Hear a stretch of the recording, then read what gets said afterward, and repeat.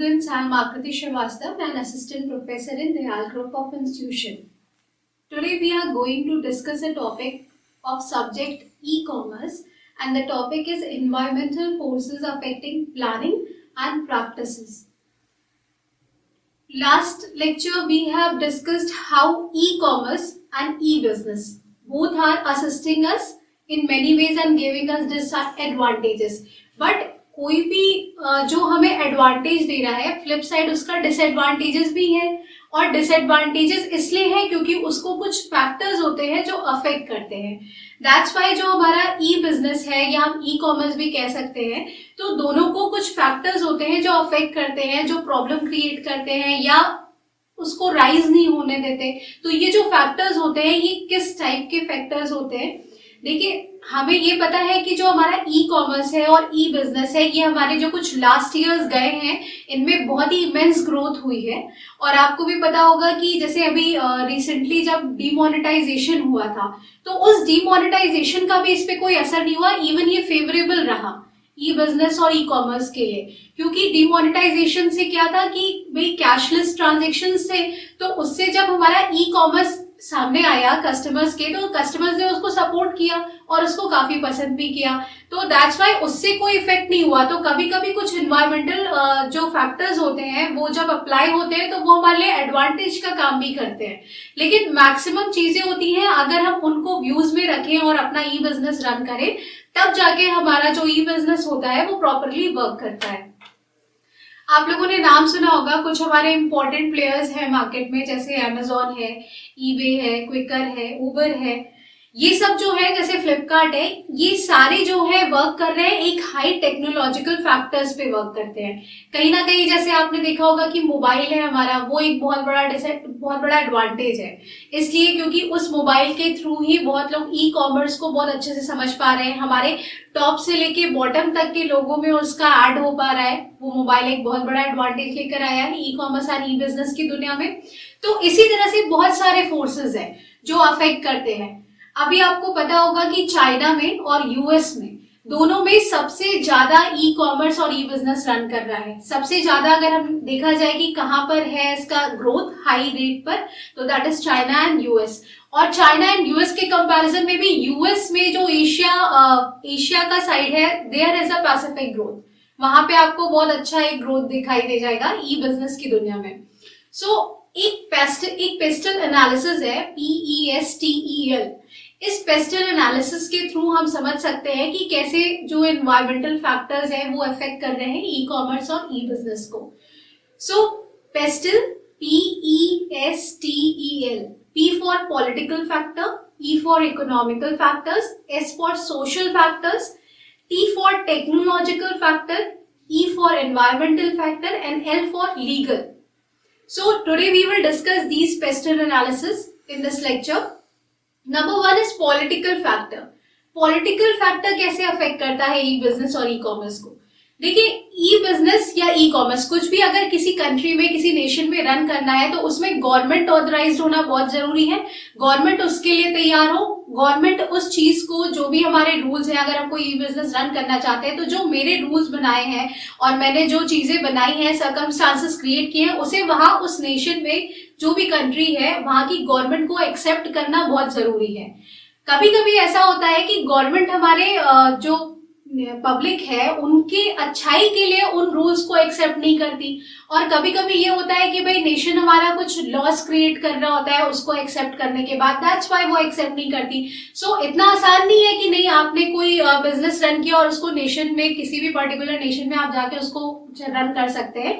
वहां की गवर्नमेंट एक बहुत बड़ा आपके सामने क्वेश्चन है, जो वहां के आपके बनाए हुए सर्कमस्टांसेस को अडॉप्ट करे और उसको उस नेशन में पब्लिसिटी करे उसका. तो हर जगह ये नहीं होता है. एक है कि जो गवर्नमेंट होती है उनके डिफरेंट टाइप ऑफ इनिशिएटिव्स होते हैं, तो उन इनिशिएटिव्स को हम सपोर्ट कर पा रहे हैं कि नहीं अपने ई बिजनेस के थ्रू, क्योंकि अगर हम कुछ एडवांटेज नहीं दे पा रहे हैं उन्हें, तो government will not approve us. Next है discouraging rules and regulation of the government. कभी कभी क्या हो जाता है कि हम जो गवर्नमेंट है हमारी, हम अपना ई बिजनेस जब उस पर्टिकुलर कंट्री में लेकर जाते हैं, तो वहां के रूल्स और रेगुलेशन को हम डिस्करेज कर रहे होते हैं. उस टर्म पर भी गवर्नमेंट आपको अलाउ नहीं करती है। तो ये कुछ पॉलिटिकल फैक्टर्स हैं जिनको ध्यान में रखते हुए हमें अपने ई बिजनेस को रन करना चाहिए, क्योंकि आप अगर इस पॉलिटिकल फैक्टर को साइड बाय साइड करके सिर्फ अपने एडवांटेज और जो कंपनी ग्रोथ है उसके बारे में सोच रहे हैं तो not possible. So this is the main factor, that is the political factor. Next one is economical factor. किसी भी कंट्री का इकोनॉमिक फैक्टर एक बहुत ही स्ट्रॉन्ग फैक्टर है। अगर वो कंट्री इकोनॉमिकली वीक है, वहां पे इकोनॉमिक ग्रोथ नहीं है, तो आपका ई बिजनेस वहां पर पब्लिसिटी होना, वहां पर रन करना मुश्किल है। क्योंकि अगर उस कंट्री में पीपल, जो लोग हैं, पब्लिक है, उनकी इनकम एवरेज है, then how can they pursue, कैसे वो आपके उस ई बिजनेस में इन्वॉल्व हो पाएंगे। So that's why economical factor भी बहुत जरूरी है, क्योंकि वो directly related to the E business है। आप समझ रहे हैं, जो आपका इकोनॉमिकल फैक्टर है वो directly related to E business या ई कॉमर्स है, क्योंकि वहां का प्रॉफिट और लॉस उस कंट्री के प्रॉपर इकोनॉमिक फैक्टर को अफेक्ट करता है। Next is cost of access to telecom infrastructure. जो भी आपका कॉस्ट है, दैट इज जैसे आपने कोई ई बिजनेस रन किया तो उसको एक्सेस करने का कॉस्ट जो आपका हो रहा है उस कंपनी में, उस पर्टिकुलर बिजनेस में, तो वो भी बहुत इफेक्ट करता है इन चीजों पे। क्योंकि भाई आप समझ रहे हैं, जैसे किसी भी बिजनेस का जो ग्रोथ है, आप वो उसके इकोनॉमिक पे डिपेंड है, भाई कितना इकोनॉमिकल ग्रोथ हो सकता है वो पूरा डिपेंड करता है। दैट्स वाई ये भी बहुत एक इंपॉर्टेंट फैक्टर है। Next is commercial structure and innovative. Commercial structure and innovative का मतलब है कि जो इकोनॉमिक ग्रोथ है उस पर्टिकुलर कंट्री का जहां पे आपने ई बिजनेस रन किया है, वहां पे जो कॉमर्शियल स्ट्रक्चर है वो कैसा है, वो आपके ई बिजनेस जो आप रन करने वाले हैं या जो भी साइट या कुछ भी है, ई कॉमर्स है, आप वहां पे उसको स्टार्ट करना चाह रहे हैं, तो वो वहां के कॉमर्शियल स्ट्रक्चर को कितना सूट कर रहा है, वहां की जो टेक्नोलॉजी है उसको कितना सूट कर रहा है। तो ये भी आपको बहुत ध्यान में रखना होता है। Now the next is social factor. Number third, P हो गया, ई हो गया, then S is social factor. Social factor में क्या है कि भाई एक जगह है, वहां के लोग किस तरीके से रहते हैं, वो उसी तरीके से उस ई बिजनेस को अडॉप्ट करेंगे। जैसे कई बार क्या होता है कि एक जगह का कल्चर दूसरी जगह के कल्चर से डिफरेंस है, तभी तो ऐसा होता है ना कि जैसे आप देख रहे हैं मोस्टली जो हमारी शॉपिंग पोर्टल्स की साइट्स हैं उनमें वेस्टर्नाइजेशन बहुत है। दैट्स वाई कहीं ना कहीं उसकी डिमांड लो है, क्योंकि भाई हर एक पर्टिकुलर कंट्री में जो वहां का कल्चर है वो डिफरेंट है, तो वहां का जो सोशलाइजेशन करने का तरीका है वो भी डिफरेंट है, तो हम कैसे उसको अडॉप्ट कर पाएंगे। तो सबका जो है अलग अलग पसंद है, अलग अलग तरीका है चीजों को देखने का। तो अगर कुछ भी अगर आपकी कंट्री से या आपके कल्चर से डिफरेंट है तो आप उसको अडॉप्ट नहीं करते हैं। सो दैट्स वाई ये एक बहुत बड़ा कारण है सोशल फैक्टर में। नेक्स्ट है लिटरेसी लेवल। लिटरेसी लेवल का मतलब है कि जैसे मान लीजिए आपको नॉलेज नहीं है किसी चीज की, तो आप कैसे उस चीज को अडॉप्ट कर पाएंगे या समझ पाएंगे। तो कहीं ना कहीं पर्टिकुलर नेशन का किसी भी ई बिजनेस या ई कॉमर्स को अडॉप्ट करने के लिए लिटरेसी लेवल का सही होना बहुत जरूरी है। Next one is number of internet users. ये एक बहुत बड़ा क्वेश्चन है हमारे सामने, इंटरनेट यूजर्स। जैसे अभी लेटेस्ट जो स्टडी किया गया उसमें पता चला है कि जो हमारा इंडिया है वो सेकंड नंबर पे है हाईएस्ट इंटरनेट यूजर में, कि हमारी जो कंट्री है वो सेकंड नंबर पे आती है। तो इंटरनेट यूजर्स किसी कंट्री में कितने हैं, वो कितने ज्यादा ई बिजनेस से इंटरेक्ट करते हैं, तो ये भी बहुत एक बड़ा एडवांटेज है, और डिसएडवांटेज भी कह सकते हैं अगर वो इंटरेक्ट नहीं करते तो। Number third is willingness and ability of the people to adopt new technology. आप किसी भी कंट्री में, किसी भी कंट्री की पब्लिक न्यू टेक्नोलॉजी को कितना ज्यादा अडॉप्ट करना चाहती है। जैसे बहुत लोग हैं जो नहीं करना चाहते हैं, बहुत सारी कंट्री ऐसा है जो सिर्फ अपने ही देश के एप्स को रन करना चाहती है, अपने ही देश के बिजनेस को पब्लिसिटी करना चाहती है, वो अदर कंट्री के लोगों को अपनी कंट्री में एंटर नहीं करने देना चाहती। तो ये डिपेंड करता है कि आप कितना ई बिजनेस जो है वो उस कंट्री में कितना रन कर सकता है, तब जब वहां की जो पब्लिक है वो न्यू टेक्नोलॉजी को, न्यू चीजों को अडॉप्ट करने के लिए तैयार हो, उनके अंदर विलिंगनेस हो किसी चीज की। नेक्स्ट आता है हमारे पास technological factor, T for technological factor. Technological factor में नंबर वन है, देखिए जो कोई भी इंडस्ट्री है आज के टाइम में अगर वो ई बिजनेस रन कर रही है तो वो पूरी तरह से टेक्नोलॉजी पर रिलाय है। क्योंकि अगर टेक्नोलॉजी नहीं है प्रॉपर उस कंपनी की या उस बिजनेस की, तो वो लोगों तक पहुंच ही नहीं पाएंगे, और अगर नहीं पहुंच पाएंगे तो उनकी पब्लिसिटी नहीं है, पब्लिसिटी जीरो होने पर उनका कोई एडवांटेज नहीं हो सकता है। So that's why technological factor भी एक बहुत बड़ा आपके सामने क्वेश्चन है कि आप कितना टेक्नोलॉजिकल फैक्टर्स को ध्यान रख रहे हैं अपने ई बिजनेस में। इसमें नंबर 1 है स्टेट ऑफ टेलीकम्युनिकेशन इंफ्रास्ट्रक्चर। आपका जो टेलीकम्युनिकेशन इंफ्रास्ट्रक्चर है वो क्या है, किस लेवल पर है, उसको आपको हाई लेवल पर ले जाना है जिससे वो टॉप टू बॉटम तक पहुंच पाए। अगर नहीं पहुंच पा रहा है तो फिर कोई फायदा नहीं है। Second one is access of new technological development.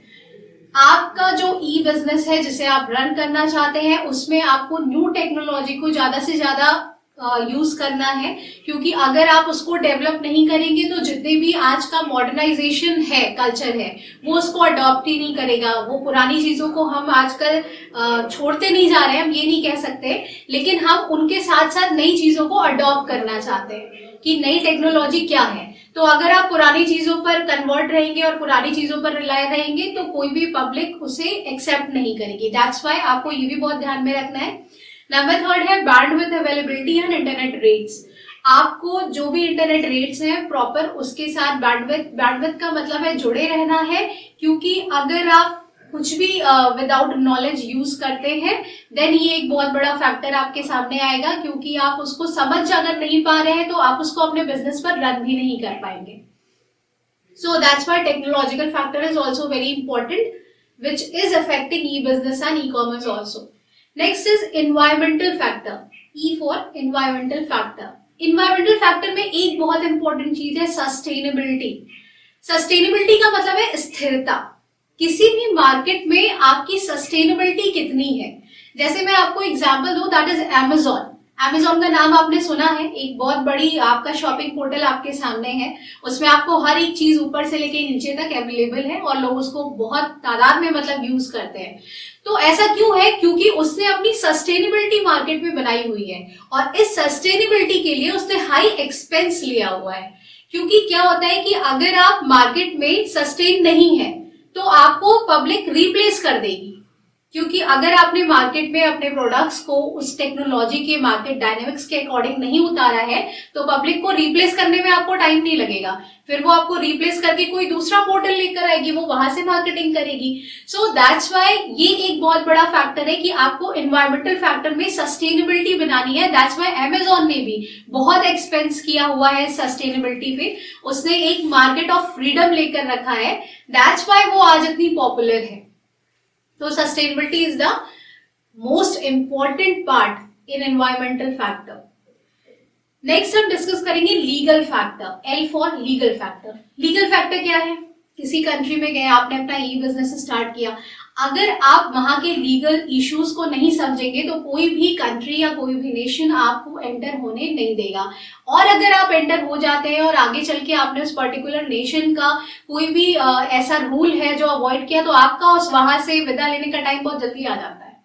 So that's Y आपको ये बहुत ध्यान रखना है कि आप जब जिस भी नेशन में अपने ई बिजनेस को फॉलो अप करना चाहते हैं या जिस पर्टिकुलर जगह के लिए आप अपने ई बिजनेस को फॉलो अप करना चाह रहे हैं, वहां पर आप वहां के लीगल इश्यूज को साथ में लीजिए। इसलिए जितने भी हमारे मार्केट प्लेयर्स हैं, चाहे वो अमेजॉन हो, फ्लिपकार्ट हो, एलेक्स हो, क्विकर हो, कुछ भी हो, इनका एक अपना लीगल डिपार्टमेंट है जो सारे लीगल इश्यूज को हैंडल करता है। So that's why legal factor is also one of the most important environmental factor जो अफेक्ट करता है ई बिजनेस को, उसकी प्लानिंग में, उसके कंस्ट्रक्शन में, उसके इंफ्रास्ट्रक्चर में, हर एक चीज में। So class, today we have discussed how these environmental forces affecting the planning and practices in e-business as well as e-commerce too. So thank you class, keep learning.